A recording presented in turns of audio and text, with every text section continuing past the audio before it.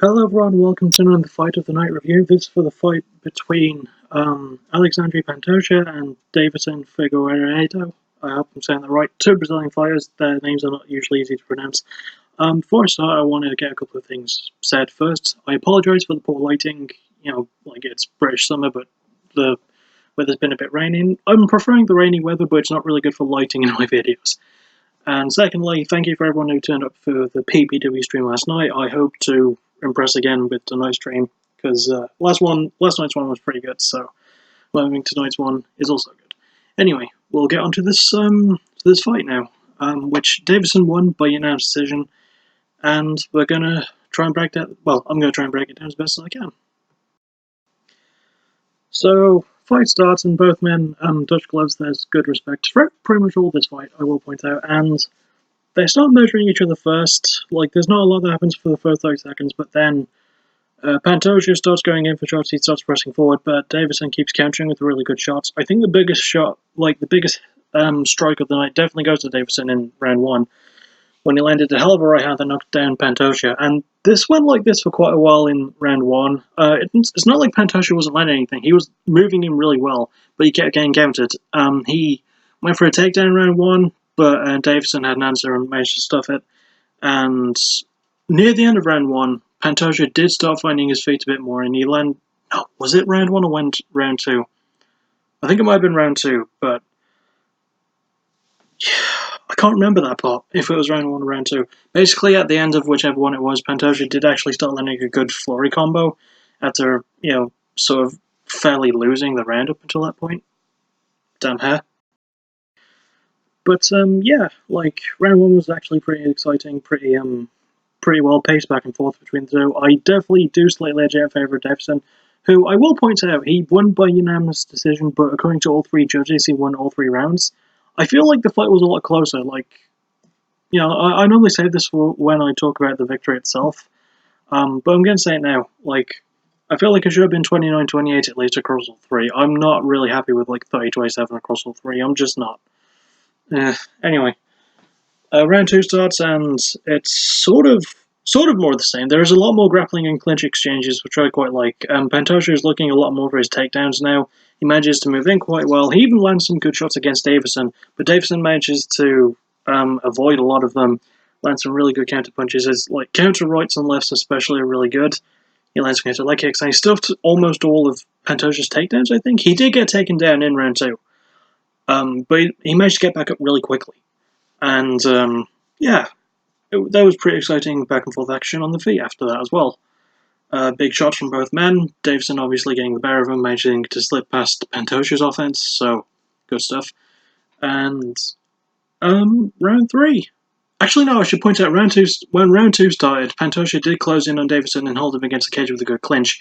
When round three started, Deiveson did the same thing to Pantoja, but Pantoja managed to counter it with getting a Muay Thai clinch, even though he was pressed against the cage, and landed some good knees to the body. Yeah, round three was pretty much the same as the first two rounds. Like, lots of really great exchanges between the two. More grappling. I think in this round, Pantoja went for his most takedowns. He did eventually manage to, I think, get one, but Deiveson was up really, really quickly, and Pantoja wasn't able to do a lot of damage, which is sort of a shame because that's where he's at his best. Don't get me wrong, he's good on stand-up, but when he's got you on the ground, because I remember seeing him on an Ultimate Fighter season like a couple of years ago, he's really great on the ground. He's good at stand-up, but like when his Brazilian Jiu-Jitsu is where he works best, which is sort of redundant to say because both men in this fight are Brazilian. So it was, that's just a bit weird. But yeah, he did quite well in managing to get that takedown on Deiveson, but Deiveson did equally as well, managing to get out of it. There was a great moment where he avoided a takedown, where Deiveson avoided a takedown, and he just like did a little something where he was like, see? Yeah. Like, like to point out how quick it was to avoid them, and that did get a chuckle out of me, I'm not gonna lie.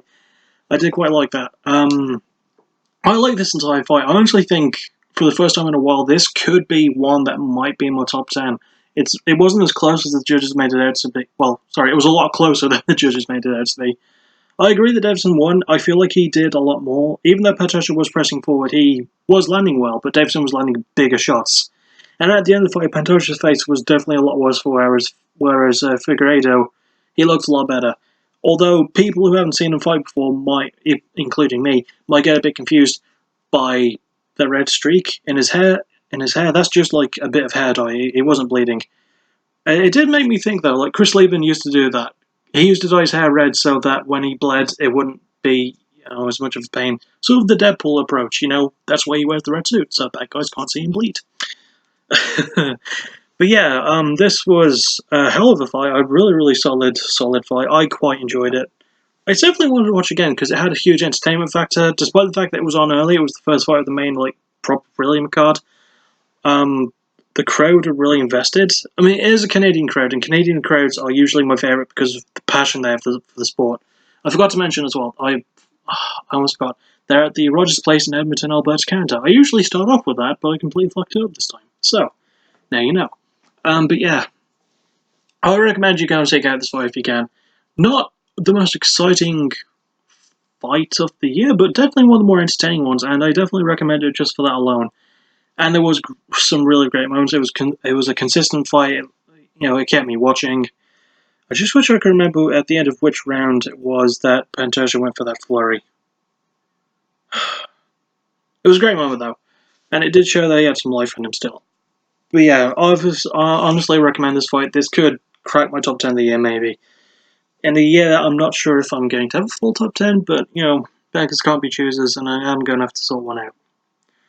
Anyway, I'll see you all tonight for the next PBW episode, and I'll see you all some point in the week for other stuff, probably. Yeah, I don't know. I'll see you for whatever's next after the PBW card tonight. As always, thank you for watching. You're awesome, bye-bye. You're awesome, bye-bye.